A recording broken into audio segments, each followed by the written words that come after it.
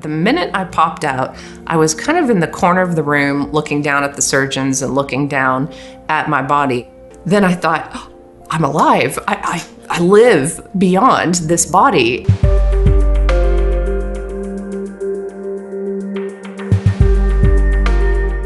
And when you're outside of body, you don't see with normal eyes. You kind of see with this 360-degree vision, and you can zoom in on something, or you can see behind you, but it's not that important. You know, you're mainly looking at what you're looking at. But I remember the tops of the surgeons' heads, and I remember their hands, and I remember that there was a song on the radio. There was actually an Elvis song on the radio. Then I thought, oh, I'm alive. I live beyond this body. And I was so excited. I wanted to tell my agnostic friends in that moment. I was like, oh, I could explain this to them. They will understand. I was happy. I mean, there is no word that describes that happiness. It was relief and absolute peace that we go on. I was convinced in that first moment because my consciousness felt at ease. Like, I always feel a little bit nervous in the body, and I think most people do, probably to some degree. Dr. Flan had her assistant, and he was beside her, and I remember looking at them, and then these light beings were behind them that were about 9 feet tall. I call them light beings. I called them angels in my book, angels in the OR, because that makes sense to more people, but all I knew was that they were intelligent, they could communicate telepathically, and they were there to send healing through the neurosurgeons and into my body. And they assured me I'd walk, that I would run again even, and that everything would be fine. And then they almost said playfully, watch this. And when they said, watch this, they just shot all this energy and light through the neurosurgeons, and it lit up the pink expanse of stars, light, I was floating somewhere I didn't recognize, but I knew I was in the stars. I also felt this greater intelligence coming toward me in the form of light. And almost like the telepathy from the angel's eyes, it came towards me and told me different messages, like, love is all that matters. It's all that you take with you when you leave this place. Be like a little child. Remind them to go to nature. All of these seem like crystallized, simple messages, but there were about 5 or 6 messages like that. And they just were implanted deep within me, and I knew I would never forget them, that was just meant to be something I took back.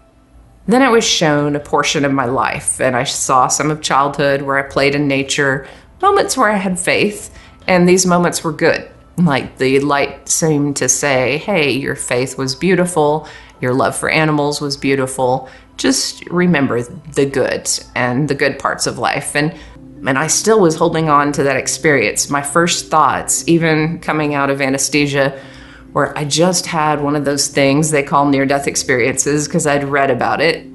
And I was like, okay, I had one of those, and then my energy didn't feel fully in my body. I felt like I was a part of the room, and the nurse was asking me what my name was, and I literally didn't feel like me yet. I said, well, her name is Tricia.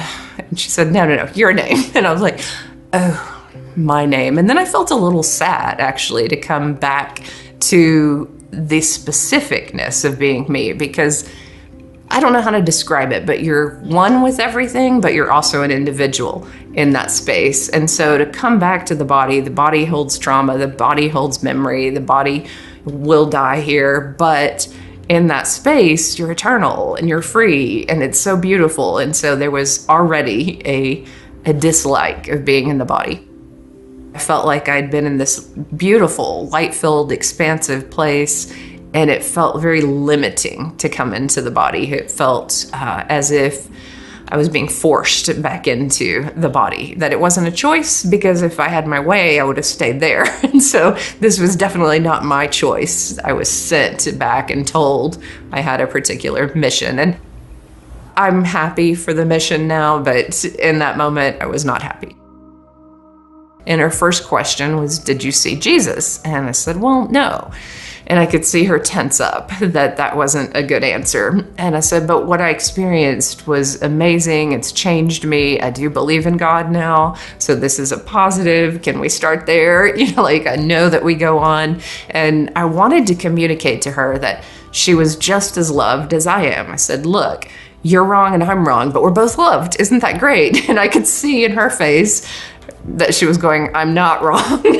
You're wrong. And so I was like, oh, this isn't meant to be a fight. This is meant to be good news.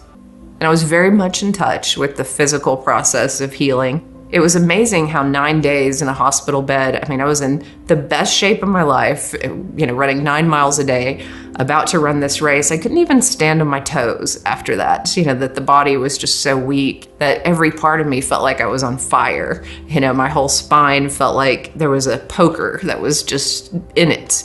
And yet it got easier, week by week, and there was improvement. Eventually I could walk, and it was the heat of summer, so I had to do this really early in the morning or really late at night. And early morning, there were lots of elderly people out who saw this odd girl with a body cast on, and they started asking me about my experience, and I got to know the neighbors, and they were open. So I found that people who were dying or had a cancer scare, that they loved my story, and they were my biggest fans on the street. And when I finally walked to the end of the street, they drank their coffee and clapped for me. They're like, you did it. And it was like I had this cheerleader group of older folks in my parents' neighborhood. So life was magical, even though it was painful. And there were lots of discoveries. I learned how to lucid dream, and I participated with consciousness outside of my body. I was really in a beautiful state of kind of quicker integration because I had those 9 months to read and meditate and think. I was somewhat closed off before my near-death experience. The only way I opened up is if I had a few drinks or I was hanging out with friends, listening to music. I walked down the street, I was concerned about everyone. I just saw the light in every single human being. I was overflowing with love. I had this telepathy where I understood what people were thinking and feeling. I loved animals.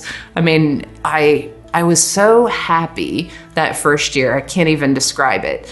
Like the happiness and the freedom of being able to walk, of being able to explore this world, and knowing that there is energy that comes from trees, that everything is conscious, that everything is beautiful. That just wasn't in my awareness.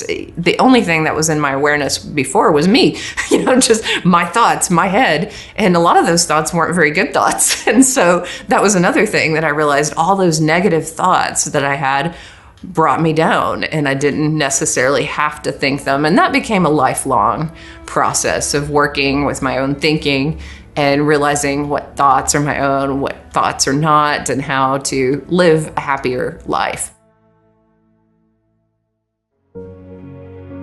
I also went right back to school and got my teaching certification. So I went ahead and graduated and went and taught immediately. And the minute I was in the classroom, it was magical. Like, I thought, what do I do? What am I going to tell these students? So I just told them the truth. I was like, I don't want to be a teacher. I know you don't want to be here. I don't either. I was like, but I was told to come here, and here's my story. And they were, like mouths open, eyes wide, and they were like, I have a question, and there was just a lot of communication and a lot of connection from the beginning. I find that people love these stories. It makes them think about what comes next, or the magical elements of life, or it puts them in touch with their own soul journey. I watched how different students wanted to become psychologists, or they told me their goals because they trusted me on some level. And I was they were my first students, and this was the first class, and there was so much magic, so much hilarity, so much silliness. It was truly fun, but also life-changing. Any moment your soul wakes up on this journey and goes, I'm doing something good, I have a dream, I have a gift, or I have something to share or something to help people with. Anytime you wake up and you're connected to something greater than yourself, then you're winning. And I think we can all win, at different times in our lives. And maybe there's struggles. but we can still get to a point where we're giving to society, or we're really enjoying life, where we have a lot of joy in our life, and we know that to the best of our ability, we're giving love to the world. I mean, I know we all get frustrated in traffic and technology and all kind of things. I'm not immune to it. You know, I certainly have moments in life where I'm terribly frustrated, but shifting back into, okay, how do I enjoy this more? How do I remember that my energy affects other people, and how do I not affect them in negative ways? And I hope that on a quantum level and on this oneness level, that more and more people are waking up to our connectedness. Because if we really, how do we ease suffering in children's life and the elderly and people without insurance and people, you know, who can't find a job, people who are disabled? How do we just across the board help people live better lives? I think a lot of near-death experiences are pointing towards, hey, there's a greater love on the other side that can help us live better lives. Let's do it.